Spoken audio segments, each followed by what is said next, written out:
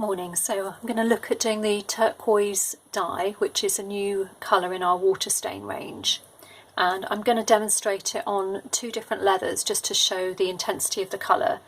So got some lightweight calf in the natural veg tan, so it's this pinky colour, and some of our eco white, which is a veg tan as well, but it's tanned with olive oil pulp, so it kind of comes out with this white kind of ground, which is great for getting really intense bright colours.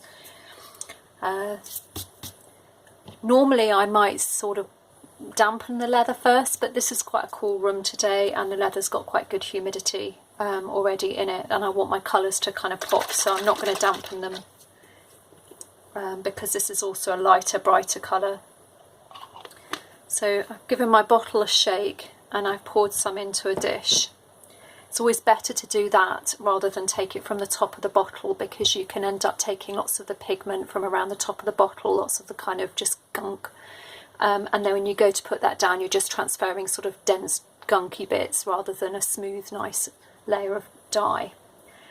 So we'll start off with the white one. I'm just using a cut up kitchen sponge. I'm just sponging some in to get it to soak in. And I've got something underneath here. Probably it's good to wear gloves. I'm always dyeing things, so I've always got my messy hands, so that's me. I've done a little stamp on here so you can kind of see the effect as well on the leather.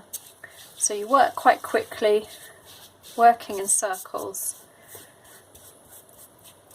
And whenever you're dyeing, you want to have a piece of kitchen towel to hand, ideally.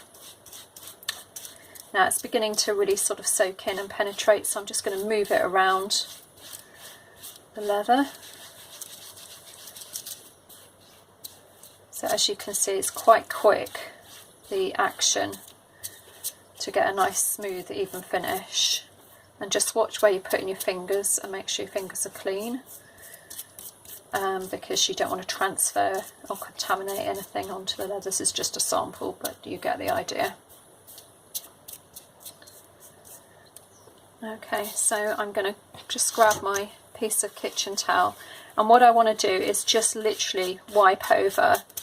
I just want to get rid of anything that's maybe sitting on the top or that might dry as a kind of line from the applicator.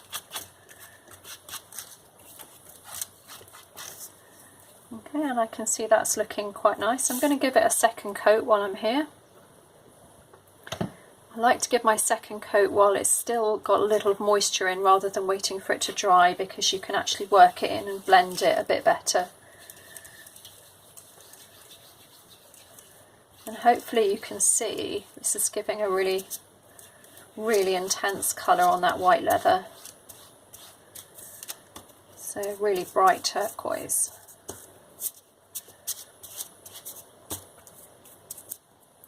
Okay, so I'm just going to pop that to one side to let that to dry off. I'm going to move my piece and start off with a clean piece for my veg tan. I'm just going to put a little bit more in my dish.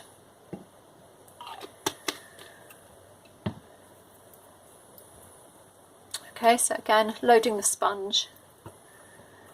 Wipe it down on the side of the dish so that you've not got too much excess, and just go for it. Now you'll immediately notice that this is going more of a greeny colour, and this is because it's acting with the colour of the veg tan.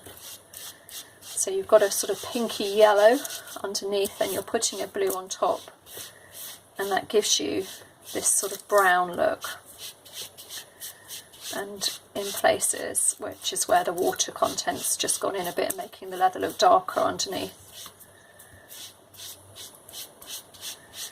So what I do with this is just work this first layer in. It's going to not look great to start with because of this sort of translucent effect. Just put a bit over into those. Okay, now I've worked pretty much that first layer from the sponge in, and I'm just wiping off to make sure I've got no kind of ridges sitting on the top of the leather. I'm going to load the sponge again this time, and again wiping a little bit of the excess so you don't get drips. Now I'm re-sponging to give it a second coat, and this you'll be able to work a little quicker because you've got a surface already started on the leather.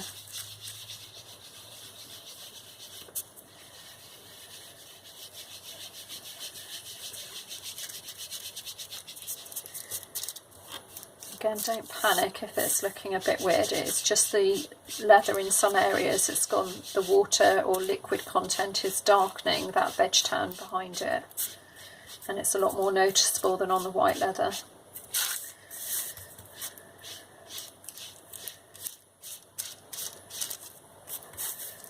I mean, I will say this for the difference for dyeing on these veg tans, it's really hard to get sharp, bright colours. This is going to be more like an earthy turquoise. Everything is kind of influenced from the colours of the veg tan, particularly when you're using stains. They have quite a translucence, which allows the naturalness of the leather to come through. I'm just going to build it up.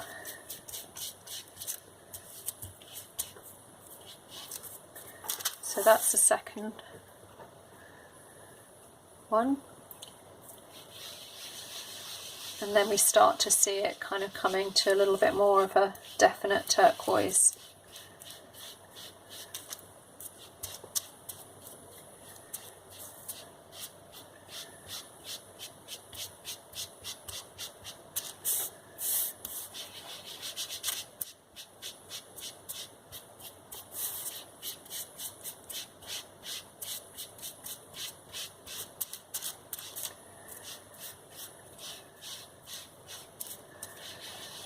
So you get the idea, and using these sponges are really good because you can really work over any of the lines that you sometimes get from the dye and make sure that there's nothing sitting that's going to dry and give some kind of little distinction.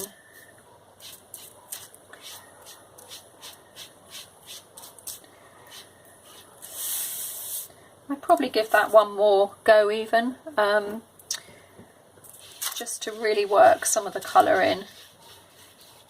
When you've got darker pigment dyes, they tend to go straight in, but these lighter pigments, you're tending to sort of work best by building up.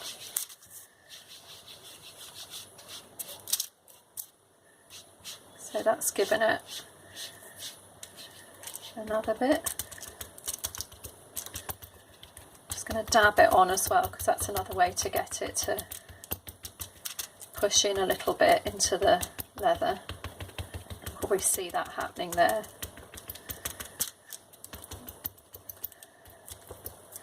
And I'll let that sit on there a little bit,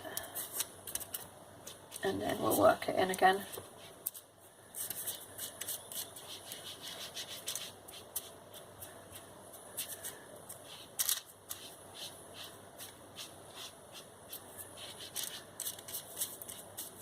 And that's starting to give you your stronger colour, but as I say, it's always going to look different to the white leather.